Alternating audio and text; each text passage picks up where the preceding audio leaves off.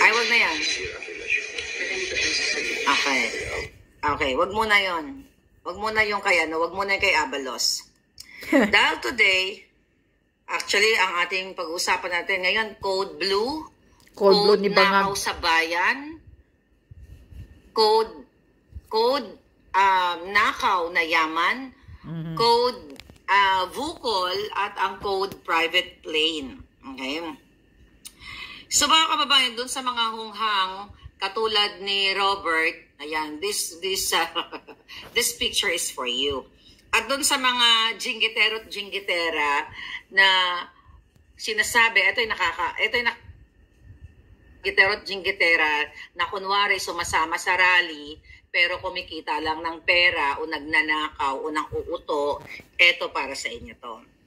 Ibig sabihin, ito mga kababayan, huwag kayo nagpapaniwala sa mga vloggers o vlog na pilit na sinisira ang mga taong nagtataya ng buhay.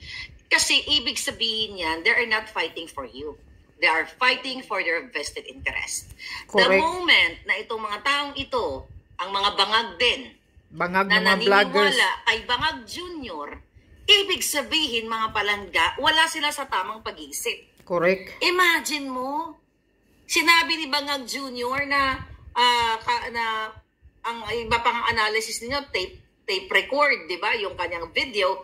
Pero ako, nadudod, di ba? Kaninang umaga, nag-vlog tayo, ang umaga dito sa, dyan, sa Pilipinas, yung time, na pwede naman siya magsuot ng the same jacket. Kasi ako, paulit-ulit ako ng jacket, di ba? From June 24, Karina. At pwede naman siyang umulit talaga ng jacket sa Bagyong Enteng, na kung saan na nagsasabi niya na tiyatanong siya ng mga reporters o ng sinungaling na reporters o mga bayarang reporters na may sakit daw po kayo, may ganito daw po kayo, Di ang sagot-tikuting doon, do I look sick? Do I look sick? So may lumabas na mga Shonga Bells na ito daw ay palpak daw yung puting ahas. Kailan pumalpak ang puting ahas? Actually, yung kay Garafil ngayon, yung pagtanggal sa kanya, last year ko pa sinasabi sa inyo yan. Right? Yes, si Cheloy nag-resign na, sabi ni Julian Sword. O ito, yung mga naniniwala kay Marcos Jr.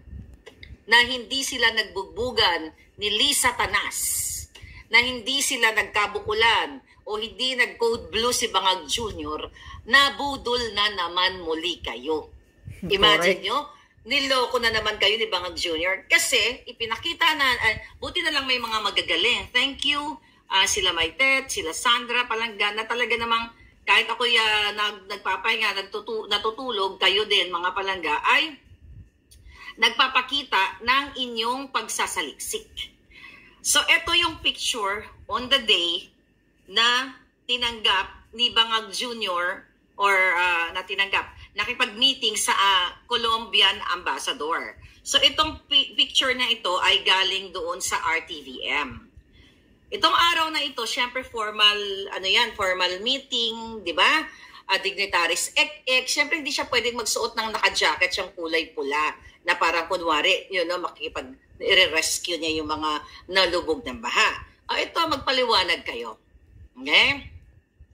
Magpaliwanag ang mga hitad. Asa na yung comment ni Palangga kanina? Okay? Labog ng mata. Okay. Tingnan natin.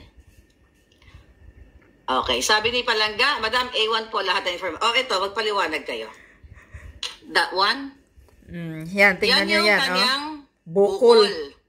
Yan yung araw. Laki ito ng dito bukol. Sa mga Palangga. Yan. Ayan yung bukol ni Bangag. Okay? Ito. Nakita niyo yung bukol? 3 gadget kasi yung ginagamit natin. Ayan, code bukol. Hindi makita. Ulitin mo. Ayan, ang yan bukol. Yan yung araw na nagsisinungaling si Bangag. Ayan, na tinututok ko sa YouTube natin. Ayan, ang bukol. Ano yan? Code bukol. Code bukol. Bukol. Okay, bukol. Okay, nakita niyo na.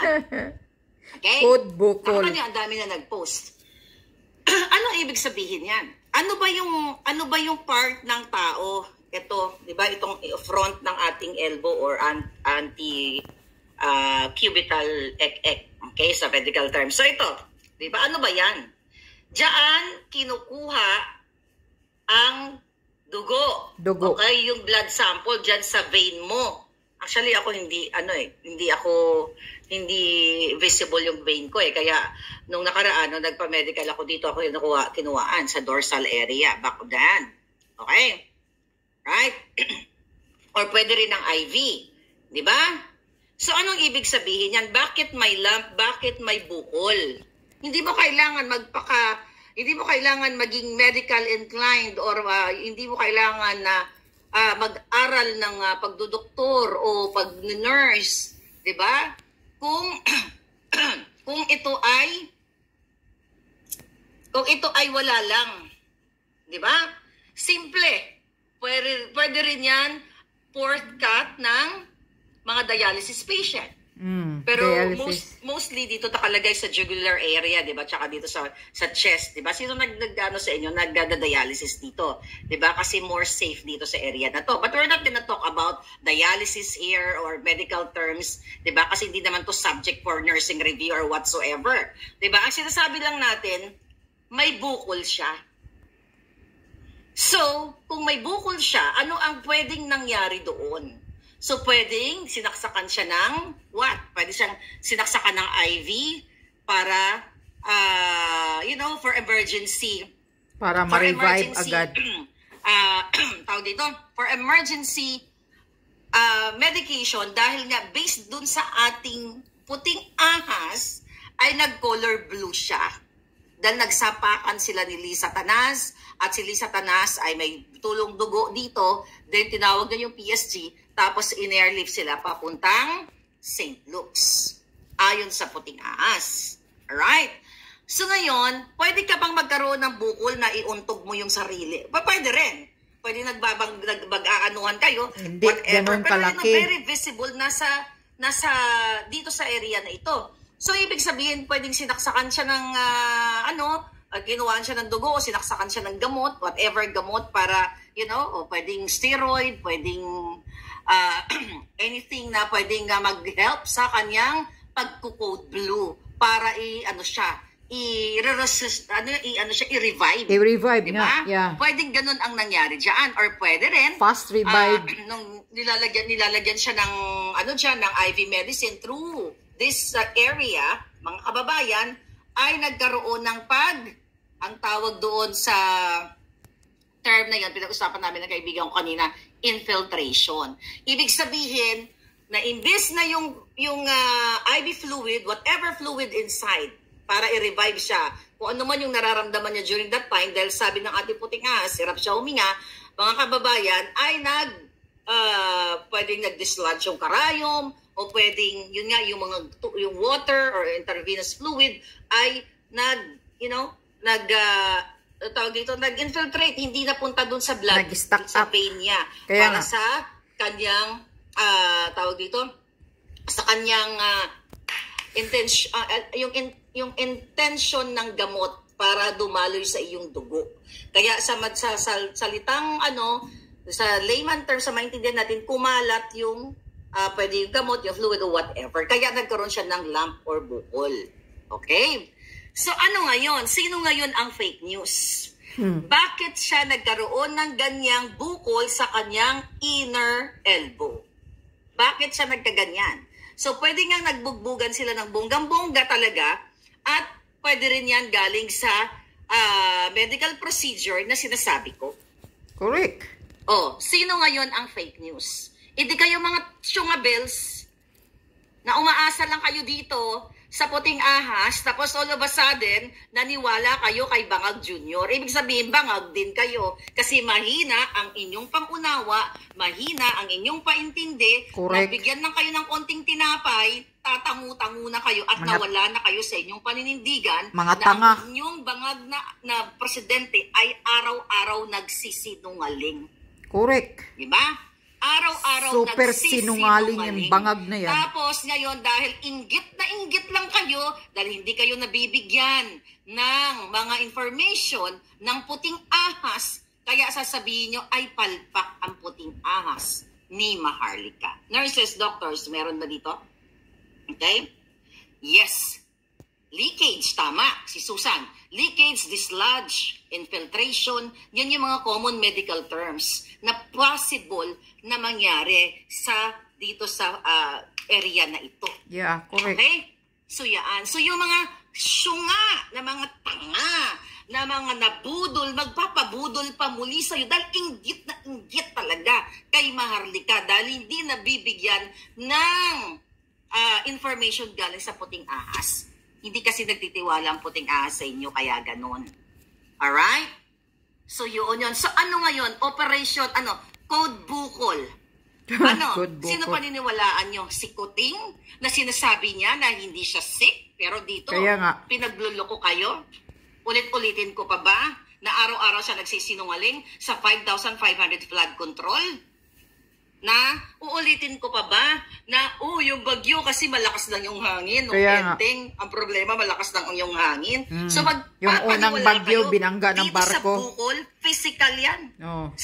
Sabi nga dito, mga palangga, ayan. Bukol. Ang laki yun. Bukol. Napakalaking lam. Bukol. Ano yan? Ayan nga. Ano yan? Sino ang fake news?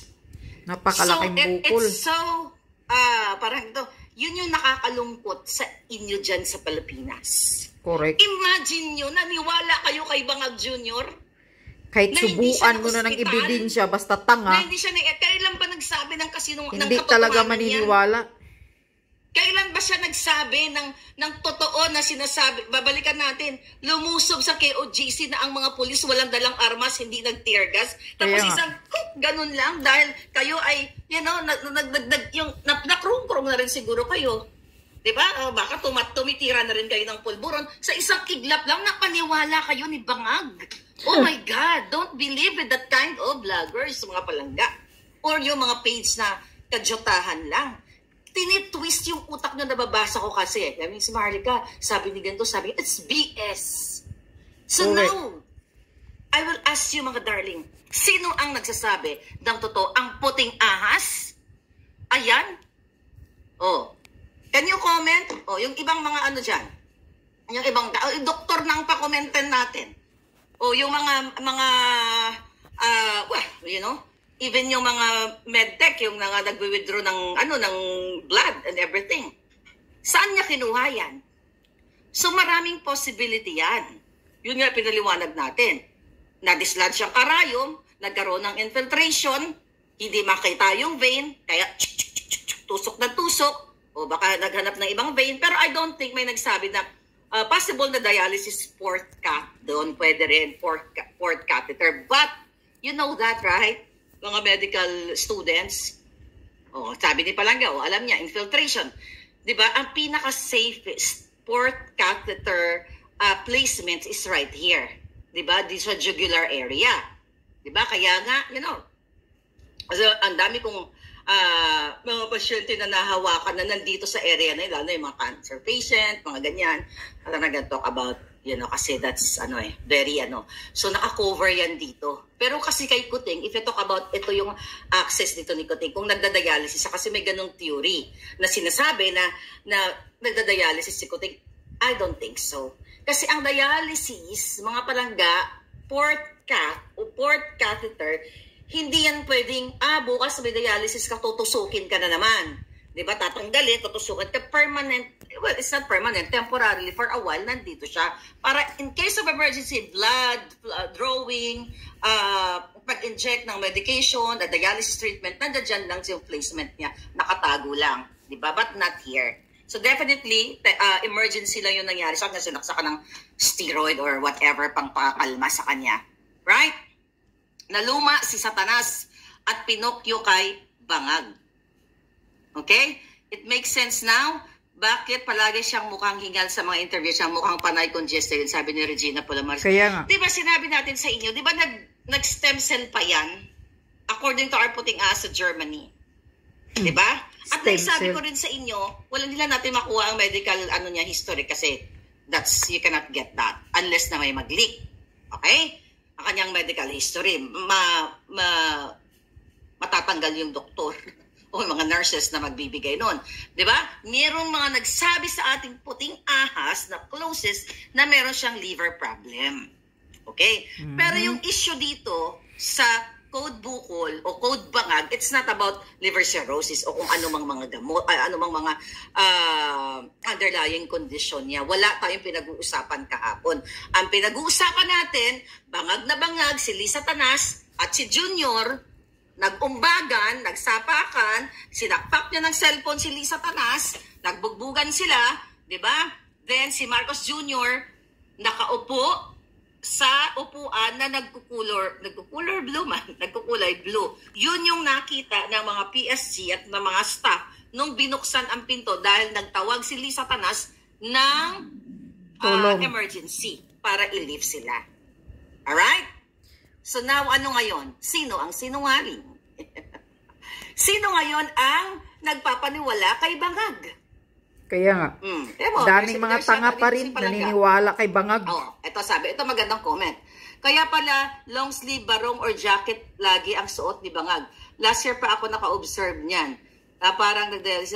Dialysis is not here. Dito palangga, di ba? Dito ang safest kasi. Dito, sa jugular vein. Okay? So ito, IV, ano lang yan, like withdrawing of blood and medicine and everything. Pero hindi dito. Di ba may mga kamag-anak kayo, may dialysis patient kayo. Not dito kasi delikado yan, risky yan eh. Kasi ginagalaw-galaw mo yung kamay mo. Mamaya pag nagalit ka, dislodge ka na ng bonggang-bongga. Si Jeffords, that's good. Infiltration, extravasation, that's good. Marami tayong mga ano dito, mga may medical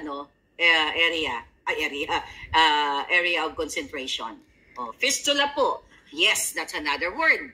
Ngayon, ang punto de vista natin dito, sino ang sinungaling? Kaya gusto ko ipakita yan sa inyo, mga palangga. Yan, sa madaling salita, ay maga ito. Ano ang dahilan?